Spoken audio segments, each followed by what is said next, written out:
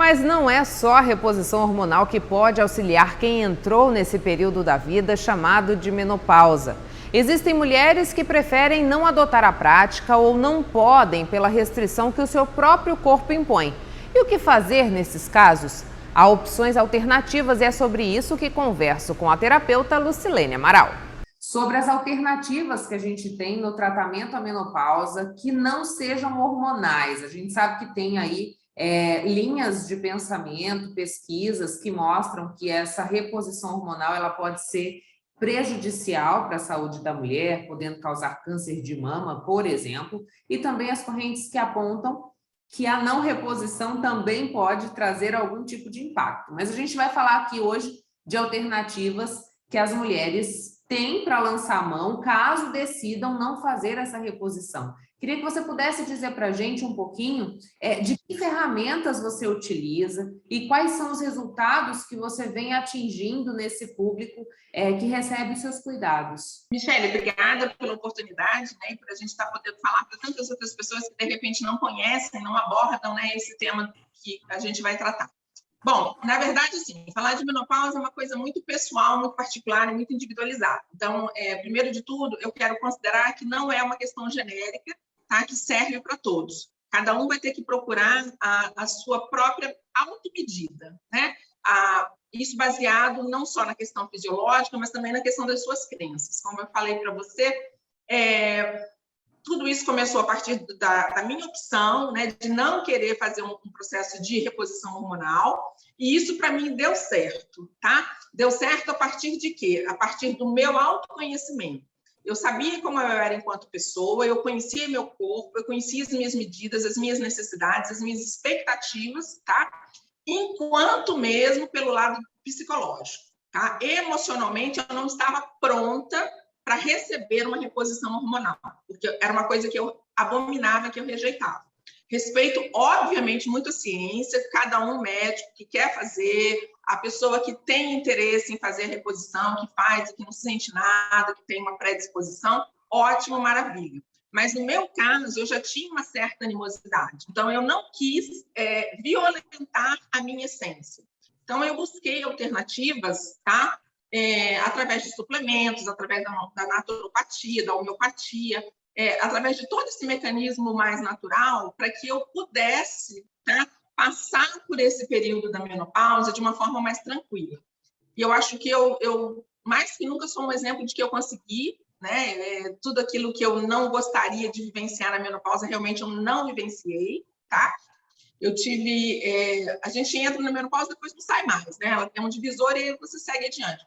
Contudo, naquele período assim, de climatério, que a gente tem a sudorese muito excessiva, que a gente tem os fogachos, que são aqueles calores que nos invadem, né? O suor noturno, a insônia, enfim, todos esses sintomas que são muito característicos da menopausa, eles me foram de uma maneira muito sutil. Porque quando eu identificava, né, uma coisa é você ter uma noite de insônia, porque todo mundo tem uma noite de insônia, mal dormido e tal.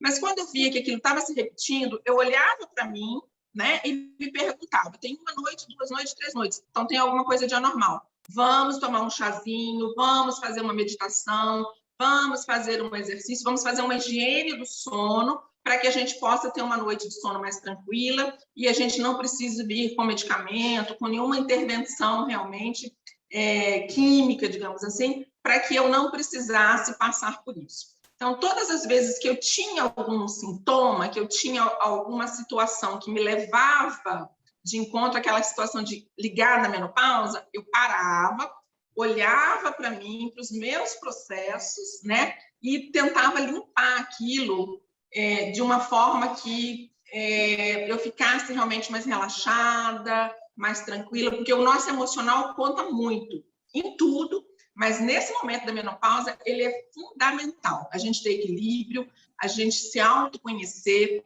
a gente ter essa predisposição de olhar para a gente como dono, senhor, né? No caso, senhoras, da nossa saúde, do nosso autocuidado.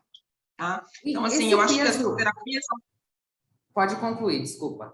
Não, só para fechar, eu acho que as terapias alternativas, elas são extremamente valiosas, tá? É claro que, novamente, respeitando a individualidade de cada um, Uma terapia que dá resultado para uma pessoa pode não dar necessariamente para outra, porque tudo depende do organismo de cada pessoa, mas eu acho que é muito possível tentar e buscar essa ajuda e, a partir de se autoconhecer, né, saber qual é a técnica que melhor funciona para você.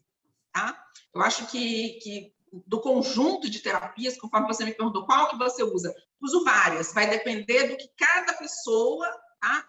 Eu mesma, como um autolaboratório, para o sono eu usava uma terapia, para o fogacho usava outra, né? Para a ansiedade usava outra. Então, assim, tudo depende muito de como você se conhece, de como você lida com as suas emoções, com aquele momento que você está vivenciando, para que você tenha uma transição tranquila.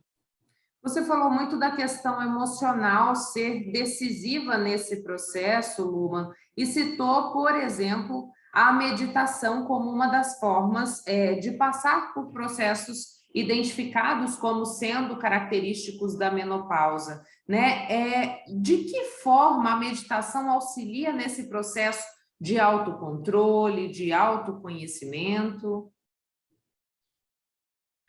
Eu acho que 1000%. Porque quando a gente se conhece, quando a gente silencia a mente, a gente se autoescuta, né? E essa autoescuta, ela é muito direcionadora, né? Ela mostra justamente o caminho que a gente precisa seguir, o rumo que a gente precisa tomar, para que a gente possa encontrar o equilíbrio, né? Então, assim, quando a gente se deixa de ouvir o mundo externo e passa a ouvir o que a gente tem dentro da gente, seja intuição, coração, e aí você liga com espiritualidade, cada um vai encontrar uma nomenclatura muito própria, esse autoconhecimento é que faz toda a diferença, né? Agora, a ginecologia natural, que é uma corrente que vem sendo muito debatida, muito estudada, né? Alguns cursos já têm bastante curso na área, e muitos adeptos, inclusive, que gostam, né, e que pretendem fazer, inclusive correntes que são de médicos mesmo, né, que adotam aí a ginecologia natural como uma terapêutica mesmo do cuidado, né? E essa terapêutica, ela vem de forma preventiva. Então, a gente não trata, na verdade, a questão, vou esperar adoecer para tratar o sintoma. Não, a gente trata a causa, né? Então, assim, vamos meditar, vamos olhar para a gente, vamos entender que nós somos donas e senhoras do nosso corpo, precisamos conhecer o nosso corpo, saber quando é que a gente está mais ou menos, em qualquer circunstância, né? Mais tensa, mais ansiosa, menos ansiosa, menos nervosa, mais comilona, menos comilona, enfim. A gente precisa saber quais são esses gatilhos, esses impulsos que levam a gente a ter comportamento diferenciado, né? Para que a gente possa se autocuidar. Porque a ideia da ginecologia natural é você voltar-se para dentro de você. É você entender, enquanto mulher, que você é dona e senhora do seu corpo e você precisa conhecer isso, né? Você precisa entender quais são os reflexos que você tem, quais são os sintomas que você tem. Você precisa saber qual é a fisiologia do seu corpo para que você possa detectar possíveis, né, prováveis futuras doenças, né, como a própria questão do autoexame do câncer de mama. Então, se você não se toca, se você não sabe como é que é a anatomia do seu seio, você não vai conseguir detectar quando tiver um caroço. Então, a mulher precisa fazer isso com mais frequência, né? Ela precisa se tocar fisicamente, emocionalmente, espiritualmente falando, para que ela entenda que ela é um ser integral, né? A gente é um ser integral, a gente é sistêmico. Então, assim, eu preciso entender que o que eu como pode fazer mal para o meu organismo. Se faz mal para o meu organismo, para o meu corpo, é claro que aquilo vai me gerar uma emoção negativa, né? Então, a gente precisa entender que esse processo todo depende da gente, porque a gente tem uma mania, brasileira especialmente, tem uma mania de tratar a doença e não tratar a saúde, né? A gente vai, estou doente, eu vou no médico. Não, você tem que fazer a terapêutica antes, que é para não adoecer. Né? Você tem que cuidar preventivamente, porque a gente, na verdade, há estudos que mostram que a gente começa a envelhecer depois dos 30, né? Que é justamente quando, infelizmente, nós somos feitos para nascer, reproduzir e morrer. Então, tipo assim, depois dos 30, você já começa num declínio de produção hormonal, né? Os óvulos já vão envelhecendo e tal. Aí o teu organismo entende o quê? Que você já está começando a morrer. Daqui a pouquinho você já está todo depredado, né? E já está perto do caixão. Infelizmente, é assim. O nosso corpo tem essa memória genética que ele derruba a gente, né? Então, o que é importante falar? Tanto que eu digo que aqui a gente não trata o anti-envelhecimento, porque não existe anti-envelhecer. Só se você morrer novo, aí você não envelheceu.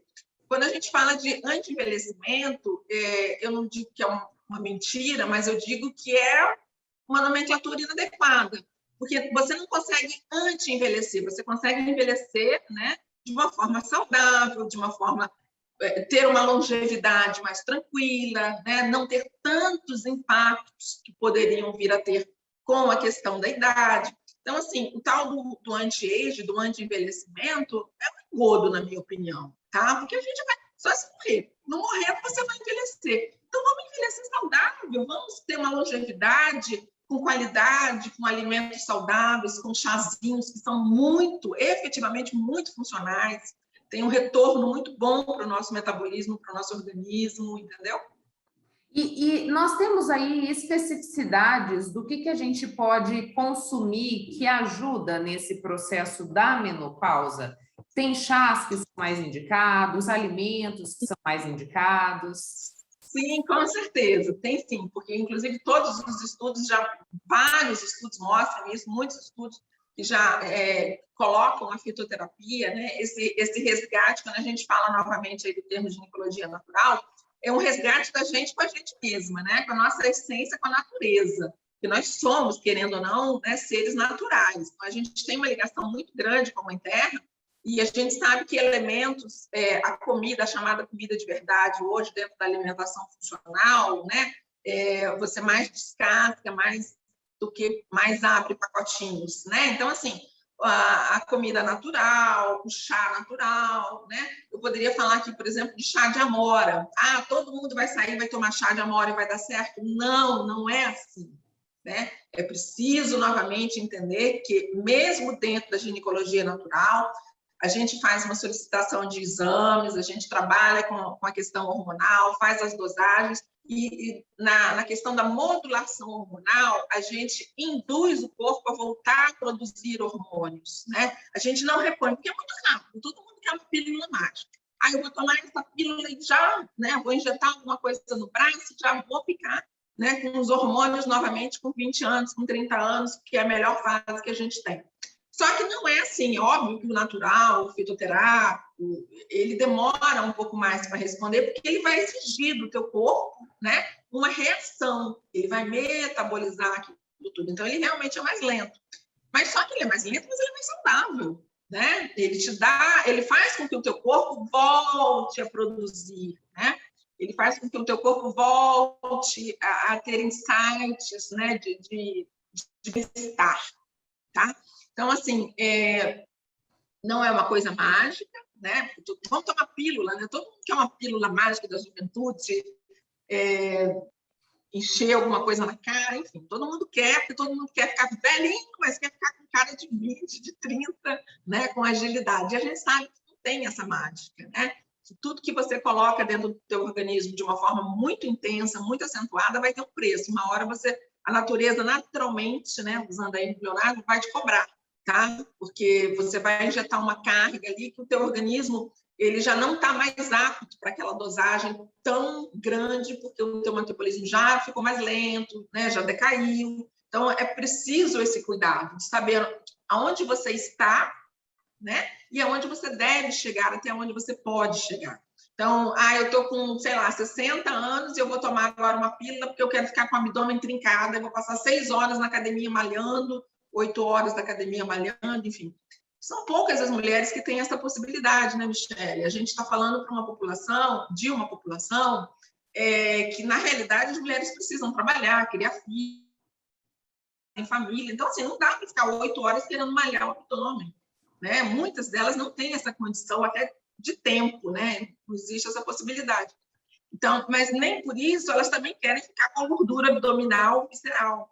Então, a gente caminha entre essas duas situações, tá? A situação de que você tem que ter consciência de que você não precisa, se não quiser, obviamente, não puder, ter o corpo de 20 anos, tá? E você também não precisa e não deve, tá, ter a circunferência, digamos assim, da cintura acima dos índices previstos, porque aí já tem uma questão de malefício para o teu organismo. Tá? Então, assim, tem muitas, né, indicações fitoterápicas, de suplementos, que mostram que esse resultado é muito possível. A gente fala de higiene do sono, porque quando as pessoas me procuram, conforme eu te falei, é uma questão sistêmica, uma questão holística, então não é tão pontual. Mas eu estou sem dormir. Tá, então como é que você se prepara para o sono, né? Quer dizer, você vai para a cama com o celular ligado, realmente você não vai ter sono, né? Você vai para a cama depois de um momento de estresse, você não vai ter sono. Então, assim, tem todas essas questões que a gente trata, né? Que a gente faz todo esse rodeio, digamos assim, para chegar efetivamente no ponto, né? Que a gente conversa, a gente quer saber qual é a rotina dessa mulher, o que leva ela a ter uma insônia, a ter uma ansiedade, a estar num momento de depressão, né? Que são sintomas muito característicos da menopausa, mas que, na verdade, eles têm uma influência muito grande do meio. O que a gente vem trabalhando, o que a gente vem falando com as mulheres que já existem, né, cientificamente formas comprovadas de que se você não tiver vontade de fazer essa reposição hormonal através de medicamentos, né, essa reposição convencional, que é possível, sim, você ter uma conexão com você, uma conexão com o seu corpo e ter uma ajuda, né, de profissionais que vão saber caminhar com você nessa transição de uma forma mais natural. E dá muito certo, posso te garantir. Intervalo, a gente volta já, não saia daí.